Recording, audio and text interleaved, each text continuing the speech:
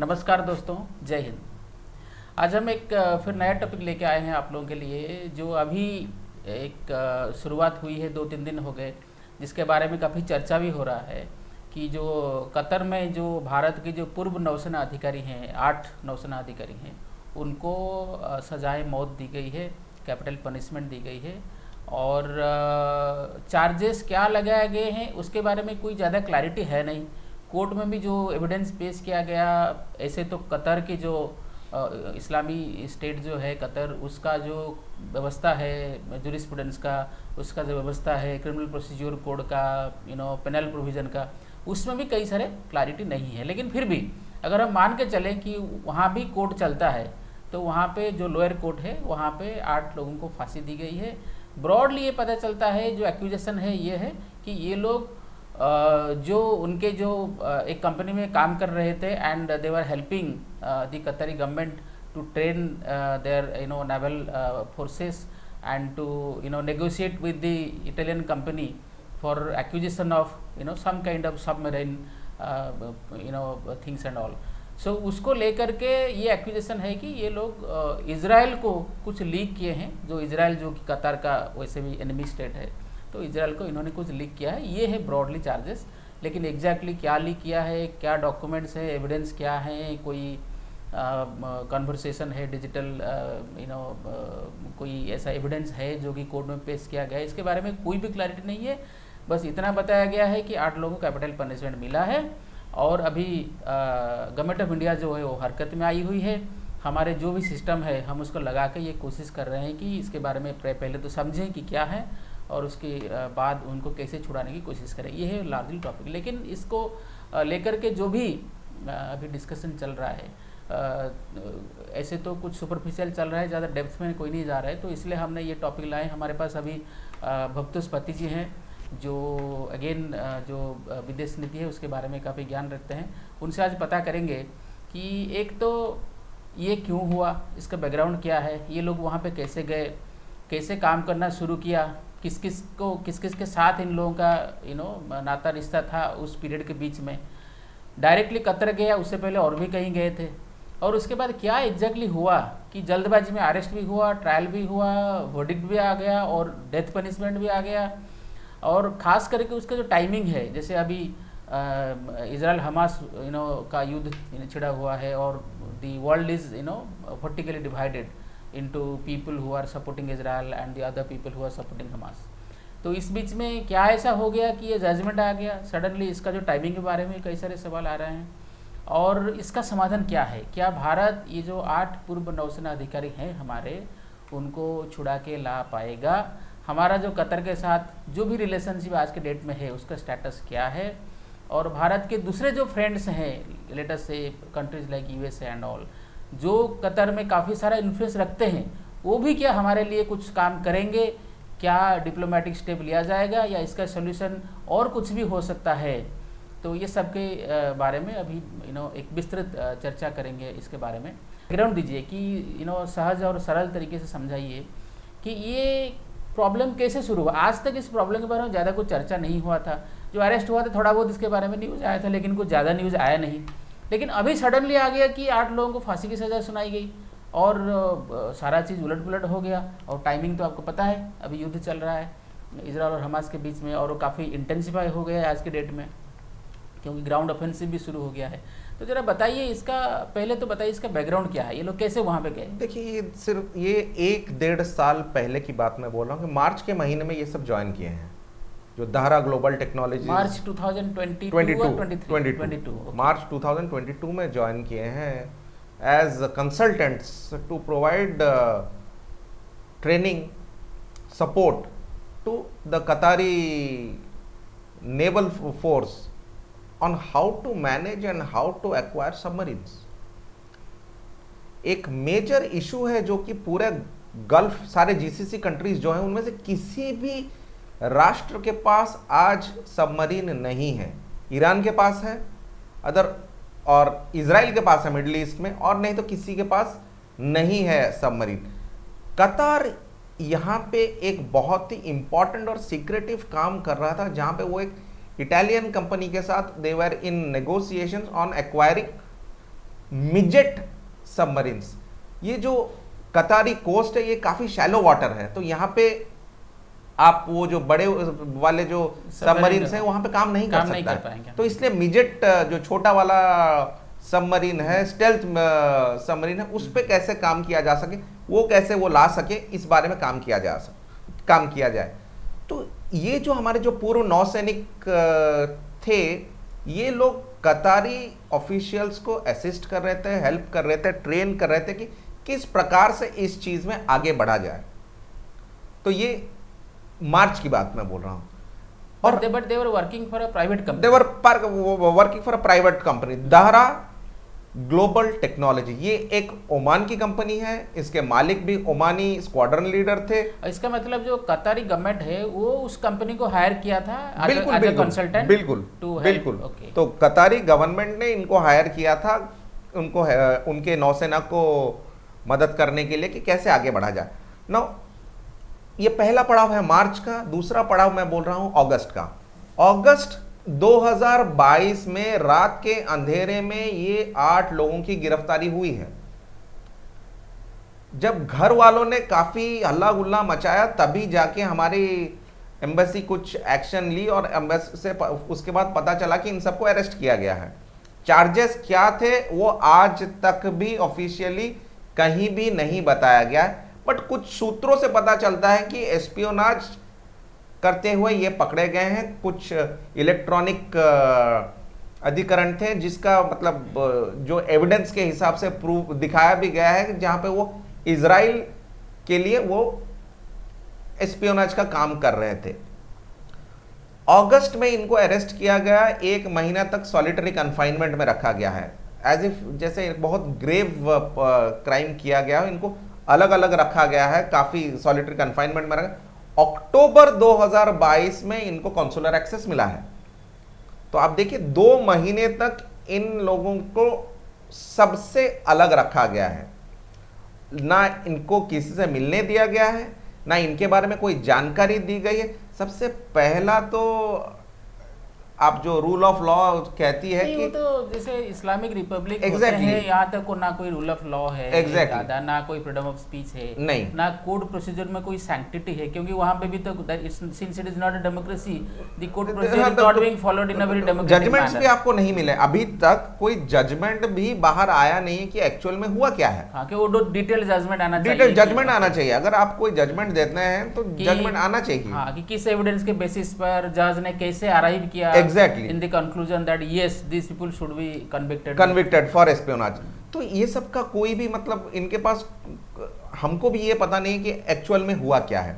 तो ये तो हम बस अनुमान लगा रहे हैं कि ये चीजें हुई हैं, क्योंकि आधिकारिक तौर पे कतारी सरकार ने अभी तक कोई भी एविडेंस नहीं दिया है। लेकिन ये जो एक बात बताइए, जो जैसे ये जो पूर्व सेना के अधिकारी होते हैं, वो जब भारत के बाहर जाके कोई भी कंसल्टेंसी फर्म में काम करते हैं या कोई भी देश के लिए काम करना शुरू करते हैं through various kinds of companies and all, और may be even they are directly recruited by that country, तो इनको तो जैसे ये भारत के सिटीजन हैं तो इनको तो क्लियरेंस लेना पड़ता होगा, जो हमारे होम मिनिस्ट्री है, होम मिनिस्ट्री क्लियरेंस देता है। तो ये सब क्लियरेंस इनको कैसे इतने आसानी से मिल गया? और ये तो उससे पहले कहीं सिंगापुर में काम करते थे, कतर आ गए, इसका क्या है? इसमें भी बहुत सारे, देखिए बहुत सारे द्वंद्व हैं जिसके बारे में हमें कोई आइडिया नहीं। जैसे कि सबसे पहला बात यह है कि इतने सीक्रेटिव प्रोजेक्ट में जहां पे कतार काम कर रहा है, वो कभी भी फॉरेनर्स को चाहेगा नहीं कि they are privy to any information. सबसे पहला बात। दूसरी बात यह है कि जो भारतीय वहां पे गए हैं उनको कभी भी जो हमने जो उनको दिया है, क्या बोलते हैं, जो क्लियरेंस दिया है, हम ये भी जानते हैं कि कतार हमारा एक दुश्मन मुल्क है। कतार कभी भी भारत के साथ किसी भी मुद्दे पे आज तक खड़ा ही नहीं हुआ है। हमारा जो नुपुर शर्मा केस देख लीजिए, पहले जो कंट्री ने सबसे ज्यादा हल्ला गुल्ला मचाया वो कतर ही है। नुपुर शर्मा हो गया, जाकिर नायक हो गया, MF हुसैन हो गया, वर्ल्ड कप में बुला के ले आए, MF हुसैन हो गया, सारे मामले में कतार हैज बीन इनिमिकल। और कतार कभी भी भारत का पक्ष आगे नहीं बढ़ाता है। और जम्मू कश्मीर के इश्यू में तो हमेशा पाकिस्तान के साथ खड़ा रहता है, हमेशा खड़ा रहता है। तो जब सरकार को भी पता है कि कतार एक ऐसा मुल्क है, तो सरकार ने इन्हें क्लियरेंस क्यों दिया है कि वो इस पर्टिकुलर प्रोजेक्ट में काम करे? ऐसा भी हो सकता है इनको सिर्फ स्केपगोट बनाने के लिए वहां पे लिया गया हो, इसका हमें कोई मतलब आइडिया है नहीं क्या हो रहा है, क्योंकि इंटेलिजेंस एजेंसी तो ऐसे ही ऑपरेट करते हैं। हाँ, क्योंकि इंटेलिजेंस पता ही एजेंसी नहीं चलता है, आपको बिल्कुल। हायर कर लेंगे, सब कुछ अच्छा लगेगा, सही लगेगा, कंपनी है, पैसा मिल रहा है, काम बिल्कुल। करेंगे, you are being hired as a pure professional. फिर बाद में पता चलता है कि you are just a cannon fodder, you और आर बीइंग पुट चीजें इन द ट्रैप। इतनी अच्छी थी कि कतार गवर्नमेंट ने भारतीय सरकार को यह भी रेकमेंड किया कि पूर्णेंदु तिवारी को प्रवासी भारतीय अवार्ड भी मिले, वो मिला भी उनको, और उनको मिला भी है। तो ये किस प्रकार का खेल है, ये आज तक या तो कतार वाले बता सके या तो भारत के जो ब्यूरोक्रेट्स है वो बता पाए। कुछ पाकिस्तानी कनेक्शन भी आ रहा है अभी, पाकिस्तान कनेक्शन, क्योंकि जितना हमें पता है कि जिस इटालियन कंपनी के साथ नेगोशिएट कतार कर रही है फॉर मिजेट सबमरीन, वही कंपनी पाकिस्तान को भी सबमरीन बना के देती है। और अगर भारतीय नौसैनिकों के पास उसकी किसी भी टेक्नोलॉजी का अंदाजा हो गया तो आप सोचिए भारत के लिए कितना फायदेमंद हो सकता है, क्योंकि उसको यह भी पता चल जाएगा कि पाकिस्तानी सबमरीन में क्या क्या टेक्नोलॉजीज चल रही है। अच्छा, मुझे एक बात बताइए, एक डाउट है मेरा कि जैसे Qatar is buying the submarine from Italy, उसका जो टेक्निकल नो हाउ है या भी जो भी वो कैसे ऑपरेट करेगा, वो तो उनके तो इटालियन टेक्नीशियंस होंगे, उनके कंपनी के, they will provide the consultancy. और इन लोगों को सिर्फ खरीदना है, और इन लोग खरीदना है मतलब इनके देश में जो डिसीजन मेकर्स हैं, इनका भी आर्मी है, नावी है, वगैरह वगैरह। खरीद करने के लिए तो कोई ज़्यादा बड़ा कंसल्टेंसी जरूरत नहीं है। तो इन लोगों ने ये ऐसा कंपनी को क्यों हायर किया जहाँ पे Indian ex navy officers and they were into very good positions also, they have commanded warships and देखिए, हाँ, मैं they were into good position, और उस कंपनी में भी मैं जो बोल रहा हूँ पूर्णेंदु तिवारी जी तो मैनेजिंग डायरेक्टर हैं, मैनेजिंग डायरेक्टर हैं। और लेकिन वो कंपनी का मालिक को जो अरेस्ट किया था उसको तो छोड़ उनको बेल पे छोड़ दिया गया है, वो जो तो ओमानी सिटीजन है उनको छोड़ दिया। और उन्होंने एक दिन में ये भी अनाउंस किया है कि हम कंपनी बंद कर रहे हैं, जिसमें 70 भारतीय लोगों की जो नौकरियां गई हैं, उनको एक ही दिन का नोटिस मिला है कि आप जो करना है कर लीजिए, पर हम एक दिन में कंपनी बंद कर रहे हैं। तो मुझे तो ये ऐसा लग रहा है कि जो हमारे लोग वहां पे गए हैं उनको किसी प्रकार का स्केपगोट बना के लिया गया है, किसी एक प्लान के तहत उनको लेके वहां पे नौकरी कराया गया है। देखिए, मालिक को छोड़ दिया गया, कंपनी बंद हो गई और ये 8 लोग फंस गए। तो ये एक जियोपॉलिटिकल एंगल इसका ज्यादा लगता है rather than an espionage angle, जिसके बारे में अभी हम और बात करेंगे। बट ये इसका सबसे बड़ा मुद्दा है कि ये एस्पियोनाज का एंगल है ही नहीं, क्योंकि कोई भी राष्ट्र अपने जो डिफेंस सीक्रेट्स है, जो डिफेंस प्रोक्योरमेंट है, वो किसी भी फॉरेनर के हाथ में नहीं रखेगा, नहीं रखेगा। exactly. ये लोग they were only a part of the auxiliary services rather than the core service, because Qatar बहुत ही सीक्रेटिवली यहां पे आगे बढ़ रहा था। तो हम कभी भी एक्सेप्ट नहीं कर सकते कि ये लोग उसके जो कोर इंटरेस्ट है कतार के सबमरीन प्रोजेक्ट के, उसमें इन्वॉल्व है। ये मैं तो बिल्कुल विश्वास कर ही नहीं सकता। तो इसमें और भी बहुत सारे एंगल्स है। अगर ऐसा है, because they are only providing auxiliary services, तो फिर इनको तो जो भी सबमरीन इटली से आ रहा है वगैरह वगैरह, इनको तो कोई नॉलेज भी नहीं होगा, नहीं वो डिटेल्स के बारे में नहीं। मैं ये भी बोल रहा हूँ, यहाँ पर कुछ सूत्र तो ये भी बता रहे हैं कि ISI ने प्लांट किया है इंफॉर्मेशन इनके कंप्यूटर्स में कि इनको इजराइल के साथ कैसे कनेक्ट। अब आप देखिए, हमास को सबसे ज्यादा पैसा देने वाला कौन सा राष्ट्र है? कतार है। तो बैकफुट में कौन है? कतार है। तो अभी देखिए, इस एक पर्टिकुलर एक्ट के तहत वो अभी फ्रंट फुट में आ सकता है, वो नेगोशिएट कर सकता है। तो मुझे तो वही लगता है कि एक जियोपॉलिटिकल एंगल है, एस्पियोनेज का एंगल है ही नहीं। कतार, आप देखिए, जो हम 4 साल पहले की बात बोल रहा हूं, 2017 की बात बोल रहा हूं, सारे अरब देश अपने राजदूत वापस ले गए थे, क्योंकि सबको पता था कि अगर मिडिल ईस्ट में एक भी राष्ट्र है जो कि एक्टिवली फंडामेंटलिज्म और रेडिकलिज्म को सपोर्ट कर रहा है, वो है कतार। हमास को पैसे कौन देता है? कतार। जब किसी ने भी तालिबान को रिकॉग्नाइज नहीं किया था तो तालिबान को रिकॉग्नाइज किसने किया था? कतार। और जितने सारे बड़े बड़े टेररिस्ट ऑर्गेनाइजेशंस हैं सारों के सरगना तो बैठे हैं कतार। अभी जो कुछ दिन पहले केरला के मल्लापुरम में हमास के एक बहुत ही बड़े फंक्शनरी ने वीडियो कॉन्फ्रेंसिंग के तहत स्पीच दिया। कौन है? खालिद मशाल। खालिद मशाल कहाँ रहते हैं? कतार। खालिद मशाल को मोसाद मारने की कोशिश की थी 90s में, बट समहाउ वो बच गए अमान में। तो आज वो एक बहुत हाई लेवल फंक्शनरीज है। तो आप ये बोल सकते हैं कि Qatar is actually propelling disturbances through Al Jazeera. Al Jazeera के तहत उसने, आप देखिए जो 1990s 1980s वाले जितने रेजिम जो 2000 में आगे बढ़ चुके थे, जो अरब स्प्रिंग के तहत निकाले गए, उसका सबसे बड़ा सूत्रधार कौन है? अल जजीरा। आज भी भारत में कश्मीर और मुसलमानों के खिलाफ सारे नेगेटिव कैंपेन कौन करता है? अल जजीरा। सऊदी अरेबिया में सऊदी रूलिंग फैमिली के खिलाफ प्रोपेगेंडा कौन फैलाता है? अल जजीरा। तो जो देश सब बाहर चले गए थे, अपने राजदूत वापस गए थे, उनका सबसे बड़ा कंडीशन यह था कि आप अल जजीरा को लगाम लगाएं, जो कि आज तक कतार ने नहीं लगाया। इसीलिए इजराइल ने सबसे पहले जो बम्बार्डमेंट किया है वो कहां पे किया है? अल जजीरा के हेडक्वार्टर, गाजा वाले हेडक्वार्टर में सबसे पहले अपना बम्बार्डमेंट किया है। तो कतार इज अ रोग स्टेट। बट यहां पे मुझे एक चीज समझ नहीं आता है कि यूएस जो अपना मिलिट्री बेस वहां पे रखा है और स्ट्रेटेजिक पार्टनर भी है कतार का, उसने आज तक कतार को कैसे नहीं संभाला है? क्योंकि कतार एक तरफ यूएस का बहुत अच्छा मित्र है और दूसरी तरफ यूएस को अफगानिस्तान से निकालने वाले फोर्सेस को पैसे दे रहा है। वो तो नेगोशिएशन भी किया था एग्जैक्टली दोहा में, तो सारा नेगोशिएशन ये किस प्रकार की दोस्ती है, यही समझ नहीं आ रहा है।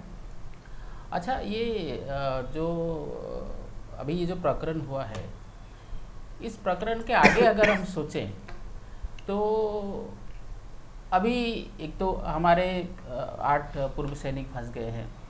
भारत सरकार का अप्रोच जो भी है वो अभी तो डिप्लोमेटिक वे में हैंडल हम कर रहे हैं।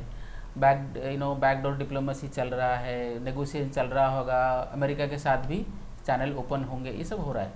इसका सोल्यूशन क्या है? क्या हम उनको ला पाएंगे, वो जो 8 पूर्व सैनिक हैं? या फिर अगर कतार कुछ एक्सट्रीम डिसीजन लेता है पार्डन नहीं करने के, भी उनका एक ट्रेडिशन है कि वो बहुत जल्दी माफ़ी दे देते हैं, उनके जो अमीर हैं, शेख हैं, उन्होंने फिलीपींस के 2 लोगों को पकड़ा था कुछ वर्षों पहले, और फिलीपींस के एक को 25 साल की सजा हुई और दूसरे को माफ कर दिया गया।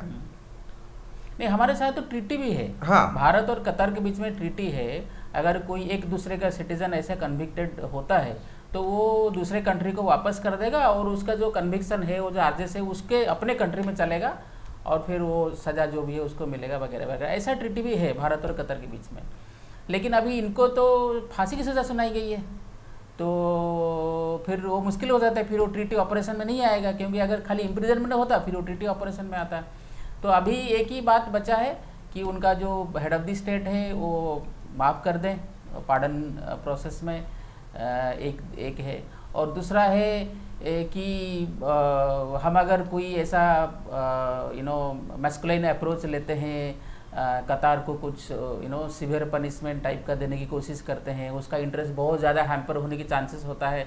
फिर कतर कोई फ्लेक्सिबल ऑप्शन अपनाएगा, फिर वो उनको जो मौत की सजा है उसको कन्वर्ट कर देगा इम्प्रिजनमेंट में, फिर वो इधर स्वाप होकर आ जाएगा एज पर द ट्रीटी। देखिए, तो क्या लगता है आपको, भारत ने इस पर्टिकुलर मामले, कतार के मामले में कभी मस्कुलर पॉलिसी दिखाया नहीं है, चाहे वो नुपुर शर्मा का केस हो, चाहे वो जाकिर नायक का केस हो, चाहे वो MF हुसैन का केस हो। और उससे पहले वो जो हमारे जो वर्कर्स मरे थे, बहुत सारे जो वर्ल्ड कप स्टेडियम्स बनाने के जद्दोजहद करते हुए बहुत सारे लोग मरे, 2700 लोग मरे, 2700 लोग मरे। कहाँ है उनका ह्यूमन राइट्स? नहीं है, नहीं, भारत ने कुछ नहीं बोला है। हमारे वहाँ 8 लाख लोग काम करते हैं, टोटल पॉपुलेशन कतर का 25 लाख है, हमारे 8 लाख लोग, हर 3 लोगों में से एक भारतीय है।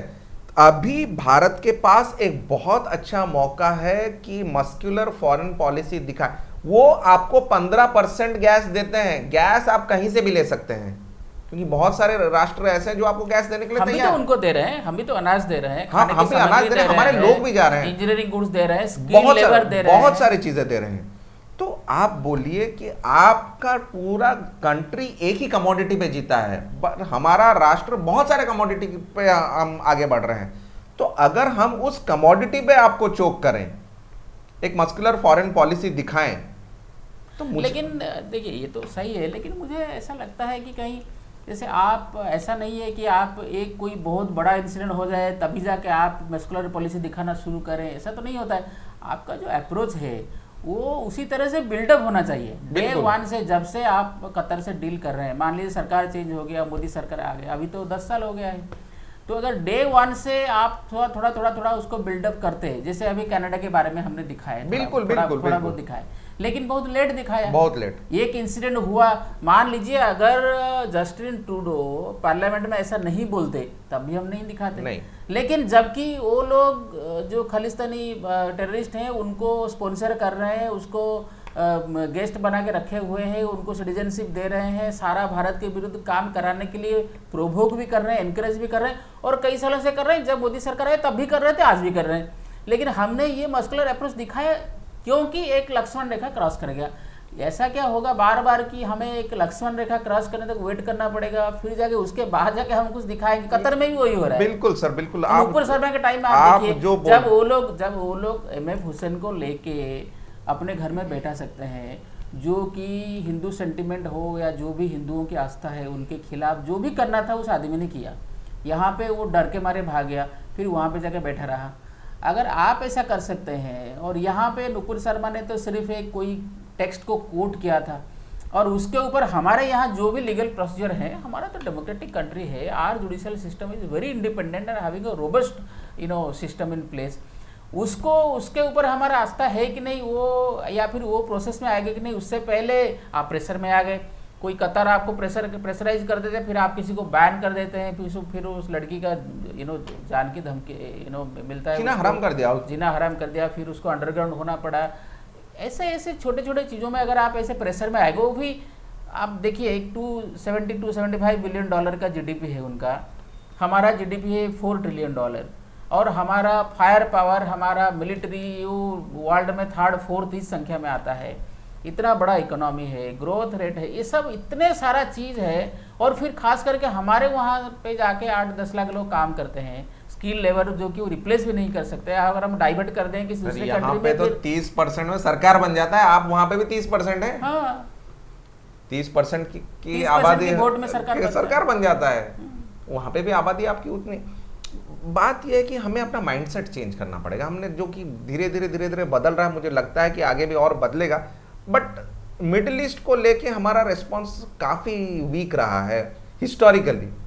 हिस्टोरिकली हमने काफ़ी, हमारा जो मिडिल ईस्ट का जो अप्रोच रहा है, वो जो नेहरू साहब जो नॉन अलाइनमेंट करने के बाद जो अब गमाल अब्दुल नासिर का मृत्यु हो गया, उसके बाद से जो वैक्यूम क्रिएट हो गया है, सऊदी वाले हमको कभी घुसाया नहीं, कहीं भी हमारा कोई दबदबा नहीं रहा है। तो ये हमारा एक वो जो पास्ट वाला जो फॉरेन पॉलिसी का जो लैक्यूना है, वो अभी धीरे धीरे उछल के आ रहा है। आई थिंक इंडिया धीरे धीरे ये सब प्रॉब्लम्स को धीरे धीरे सॉर्ट आउट करेगा। नहीं तो जो इंडिया एस्पायर करता है कि रीजनल पावर बने, आप देखिए ईरान का दबदबा भारत से काफी ज्यादा है, मतलब नॉट ओनली अपने रीजन में बट रीजन के बाहर भी उसका दबदबा काफी है। भारत का दबदबा कहाँ है? एक मालदीव्स जैसे नेशन में आज उनका राष्ट्रपति नया आया है, वो बोलता है कि मुझे भारतीय सैनिक बाहर चाहिए, जितना जल्दी हो सके आप निकल जाइए। वो भी कितने 70-80 कुछ 100 पड़े हैं हमारे। बिल्कुल, जब आप उनको पानी की जरूरत थी तो कौन गया उनको पानी देने के लिए? डिसैलिनेशन प्लांट्स उनके किसने ठीक किए? सब भारत ने किए। तो muscular foreign policy is the need of, मुझे लग रहा है इवन अभी श्रीलंका के साथ भी वही हुआ। बिल्कुल, अभी श्रीलंका ने कर दिया है, नेपाल भूटान के साथ भी वही है, बांग्लादेश के साथ भी वही है। जब उनको जरूरत पड़ता है वो हमसे फायदा उठा लेते हैं, लेकिन जब हम उनको फायदा पहुंचाते हैं, सहूलियत पहुंचाते हैं, उसके बदले में हम उनसे कुछ डिमांड नहीं करते। नहीं। उसके बदले में या फिर जो हम दे रहे हैं उसको हम लिवरेज की तरह यूज नहीं करते उनके अगेंस्ट में, तो फिर वो स्पेस नहीं बन पाता है भारत को मैन्यूवर करने के लिए। बिल्कुल। तो ये फिर कैसे चलेगा ये, कब तक चलेगा? लेकिन हाँ, लोग तो बोल रहे हैं मोदी जी आए, बड़ा चेंज हो गया फॉरेन पॉलिसी अप्रोच में वगैरह वगैरह, और फिर बाद में पता चलता है कि नेपाल भी आंख दिखाना शुरू करता है, भूटान भी जाकर चाइना के साथ अपना बॉर्डर सेटलमेंट करता है विदाउट इंडिया सर। अब एक बात बोले ना, कतर आके ये आपने श्रीलंका को अभी इतने पैसे दिए, अभी कल ही की बात मैं बोल रहा हूं कि श्रीलंका ने एक चाइनीज स्पाई शिप को अभी परमिशन दिया है श्रीलंका तो के, दे ही रहा है, हाँ, वेस्टर्न कोस्ट में मैन्यूवर करने के लिए और वेस्टर्न कोस्ट में टेस्ट्स कराने के लिए। भारत कहाँ है? कहाँ है भारत? भारत चुप बैठा है। तो बात वही है कि अगर नहीं, ये जब हेल्प लेके पहुंचते हैं, देखिए श्रीलंका में इतना बड़ा क्राइसिस हुआ, अभी 2 साल हो रहा है, करीब 1.5 साल से ज़्यादा हो रहा है, इतना बड़ा क्राइसिस हुआ। जब कोई नहीं आया तो हम गए, उनके एसेंशियल्स हम लेके गए, फ्यूल हम लेके गए, मेडिसिन हम लेके गए, मिलियंस ऑफ डॉलर्स हमने दिया, अभी तक करीब शायद $4 बिलियन के आसपास हम दे चुके हैं। उसके बदले में हमने क्या चाहा उनसे? जब हम उनको दे रहे हैं तो उनसे कुछ तो कंडीशन फिक्स करना चाहिए, कुछ तो ऐसा ग्राउंड फिक्स करना चाहिए कि अगर ये चीज़ ऐसे ही चेंज होगा फिर हम अपना सामान वापस मांग लेंगे, हमारा पैसा वापस मांग लेंगे, अगर आप ये डेविएट करते हैं तो हमें पैसा वापस चाहिए उसी दिन वगैरह वगैरह। वो अप्रोच भारत का कभी क्यों नहीं हो रहा है, चाहे वो कांग्रेस का सरकार आए, चाहे वो बीजेपी का सरकार आए, और जो बोलते हैं कि जो आयरन इमेज मोदी जी आए तभी कुछ नहीं हो रहा है। सर, ये अप्रोच ऐसा क्यों है, इतना ढीला ढाला सा क्यों है? ये सर कोई भी सरकार हो, हमारा approach has been consistently bad. Is it a typical Hindu syndrome? It is a typical Hindu syndrome. It is a typical Hindu syndrome कि हम छोड़ देते हैं, ठीक है। ये जो चलता है वाला जो हमारा जो सिंड्रोम है फॉरेन पॉलिसी में, ये हमको मतलब हमने दान दिया और भूल गए किसको। बस ये स्टिंगर मिसाइल नहीं है कि आप फायर एंड फॉरगेट कर जाएं, ये वैसा नहीं है। आपको देखना पड़ेगा कि ये जाके किसको मार रहा है। अब देखिए अमेरिका अपना कहीं पे भी आगे बढ़ता है, उसके कितने कंडीशनलिटीज नहीं होते हैं। क्योंकि श्रीलंका को जिस टाइम में हमने हेल्प किया कोई नहीं मदद करता, कोई नहीं मदद कर रहा था, कोई नहीं, और उसके बदले में हमने कुछ नहीं लिया उनसे, कुछ नहीं लिया, कुछ नहीं। सर हमने बांग्लादेश का भी इतना मदद किया है, हमने कहाँ पे एक ट्रांजिट कॉरिडोर चिटागोंग से अगरतला तक लिया, हमको एक 50 किलोमीटर का एक स्ट्रेच चाहिए था, आज तक नॉर्थ ईस्ट आइसोलेटेड बैठा है। हमने कहाँ पे क्या किया है? हम हमारा कंसिस्टेंट, और मान लीजिए हम कोशिश भी करें, वो चिकन नेक के पास अगर मान लीजिए कुछ एक्स्ट्रा किलोमीटर मांगे वो कॉरिडोर चौड़ा करने के लिए, वो भी नहीं देंगे, बिल्कुल नहीं। अगर मतलब लैंड स्वैप कराते हैं तब भी, मान लीजिए वहां पे कुछ जमीन लेंगे और यहाँ पे कुछ उनको दे देंगे, तब भी वो नहीं राजी होंगे। मतलब देखो वहां पे उनका कोई स्ट्रेटेजिक इंटरेस्ट है नहीं, हमारा स्ट्रेटेजिक इंटरेस्ट है, लेकिन एक सिंपल लैंड स्वैप भी वो करने के लिए राजी नहीं होंगे। जबकि हम कभी खालिदा जिया को, कभी शेख हसीना को बुला के एकदम प्यार देते रहते हैं। मैक्सिमम टू मैक्सिमम ये होता है सर, श्रीलंका आपके टूरिस्ट के लिए बोला कि भारत से जो आएंगे उनके लिए वीजा फ्री, वो तो उनका, और उसी में पैसा चाहिए, आप उसी में खुश हो जाते हैं। उनके उनको पैसा चाहिए, उनका आप वही आप 1200 रुपए बचाने के चक्कर में यहाँ पे 12,000 करोड़ रुपए गंवा देते हैं। हमारा माइंडसेट ही वही है। अब कतार पे वापस आते हुए मुझे लगता है कतार में जब हम वापस आ रहे हैं, हमारे पास 2-3 ही ऑप्शन बचे हैं। मुझे लगता नहीं कि उसके आगे हम कुछ कर सकते हैं। या तो इसको पूरी डिप्लोमेटिकली हैंडल किया जाए, क्योंकि अभी तक औपचारिक रूप से कोई आया नहीं है कि हुआ क्या है, तो इसीलिए भारत रिस्पॉन्ड नहीं कर रहा है। जिस दिन आएगा उसके बाद शायद भारत रिस्पॉन्ड करे, वो पहला। दूसरा, औपचारिक रूप से आने के बाद या तो हम इंटरनेशनल कोर्ट ऑफ जस्टिस जाएं या फिर परमानेंट कोर्ट ऑफ आर्बिट्रेशन जाएं, कहीं भी जाके हम अपना पक्ष रखें, जैसा हमने कुलभूषण यादव के अपील भी तो है, ये तो लोअर कोर्ट का, ये तो लोअर कोर्ट का है। हायर कोर्ट भी है। अगर फाइनल में भी कुछ नहीं होता, या तो हम उनके जुडिशियल सिस्टम में जाके हम केस को लड़े, हमारे लोगों के लिए अपील करें, लड़े, उनके सिस्टम के तहत हम लड़े। उसके अलावा at this point in time मुझे लगता नहीं कि हमारे पास ज्यादा ऑप्शंस बचे हैं, जब तक कि औपचारिक रूप से कोई हमारे पास डेटा अवेलेबल हो कि आगे क्या होने वाला, कि किस आधार पे इन लोगों को रखा है। बट हमारे और कतार के रिश्ते काफी अच्छे हैं, बट जिस तरीके से हमारे पूर्व नैसैनिक के साथ ट्रीट किया गया है, जो बोल रहे हैं अच्छे हैं, वो तो अच्छे इसलिए, मैं ट्रांजैक्शनल की बात बोल रहा हूँ, ट्रांजैक्शनल नहीं, ट्रांजैक्शनल है, वहां पे भी अगर कुछ अच्छाई है वो इसलिए क्योंकि वो अच्छाई हमने मेंटेन किया हुआ है। बिल्कुल, उन्होंने तो मेंटेन नहीं किया हुआ है। बिल्कुल नहीं। तो जिस रूप से, जिस प्रकार से उन्होंने बिहेव किया है हमारे पूर्व नौसैनिकों के साथ, रात में उनको उठाना, उनको अगवा करके ले जाना। ये तो दुश्मन कंट्री ऐसा करता है, ऐसा ही करता है। अगर पाकिस्तान ऐसा करता तो कुछ समझ में आता, लेकिन अगर कतर ऐसा करे तो definitely it's a matter of great concern. बिल्कुल सर, बिल्कुल। जिस राष्ट्र से आप 15% नेचुरल गैस लेते हैं, मतलब जो कि बहुत बड़ा वैल्यू है, और आप उनको सामान भी दे रहे हैं, आप उनको बहुत ज्यादा सामान भी दे रहे हैं, जो कि एक्चुअल में किसी देश के बेनिफिट के लिए ज्यादा जरूरी है। मैन पावर हो गया, आप एग्रीकल्चरल प्रोडक्ट्स हो गए, ये तो वहां पे उगता है नहीं, वहां पे तो मरुस्थल है। और आप सोचिए कि मान लीजिए भारत का पॉपुलेशन 140 करोड़ है, उसका 30% कितना हो गया, करीब करीब 40 करोड़ या उससे ज़्यादा। उतना अमेरिकन अगर भारत में रहे होते, मतलब भारत के पॉपुलेशन के 30% अमेरिकन पॉपुलेशन यहाँ पे अगर रह रहे होते, तो अमेरिका का कितना लिवरेज होता भारत के ऊपर। सर इतना नहीं सर, भारत में शिया मुसलमानों का तो तादाद बहुत कम है, बहुत कम। पर सारे शिया मुसलमानों के घर में आयतुल्लाह खुमैनी का फोटो आज भी लगा हुआ है।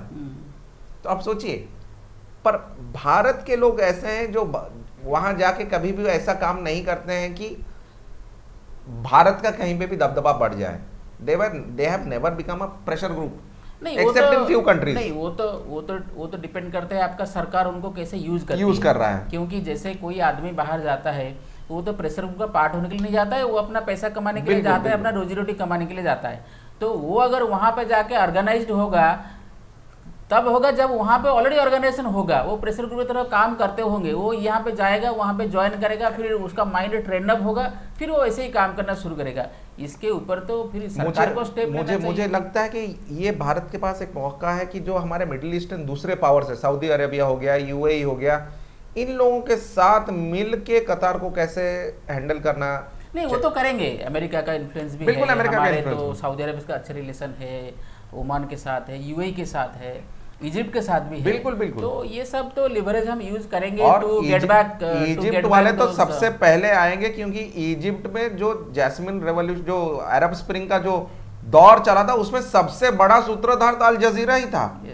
हुस्नी मुबारक को निकालने का सबसे बड़ा श्रेय अगर किसी को मिलता है, वो अल जजीरा को मिलता है। देश का इकोनॉमी बर्बाद कर दिया उनका अरब स्प्रिंग ने 2-3 साल तक। तो मुझे लगता है कि मिडिल ईस्ट के सारे countries will definitely support India in this particular. चलो आज फिर हम इस वीडियो को यहीं पे रखते हैं, यही आशा करके कि भारत सरकार अपनी जो प्रोसेस ऑफ डिप्लोमेसी है या अप्रोच ऑफ डिप्लोमेसी है, उसको थोड़ा बदलेगी।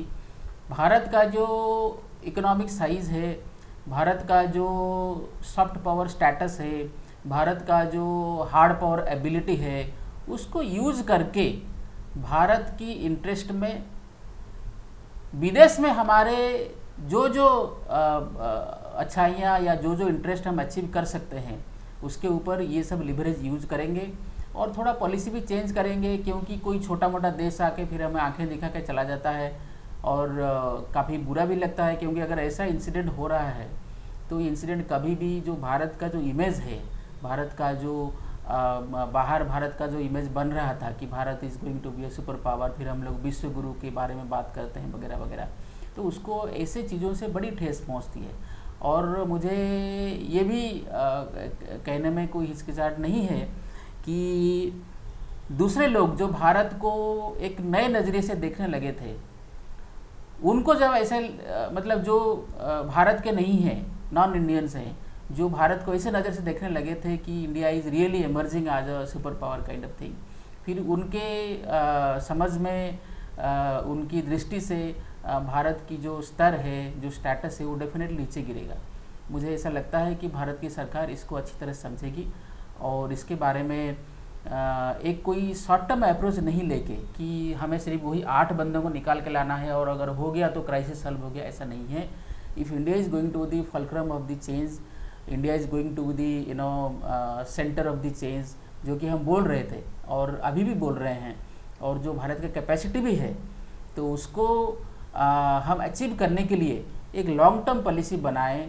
खास करके हमारी जो विदेश नीति है उसमें जो मैस्कुलिनिटी आना चाहिए, जो रियलिस्टिक अप्रोच आना चाहिए, उसको हम लाने की कोशिश करेंगे।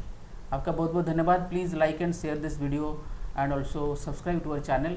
एंड ये मत भूलिए, आपको कमेंट में लिखना है क्योंकि आपके कमेंट के हिसाब से हम फिर टॉपिक लेना शुरू करते हैं। Thank you so much again, नमस्कार।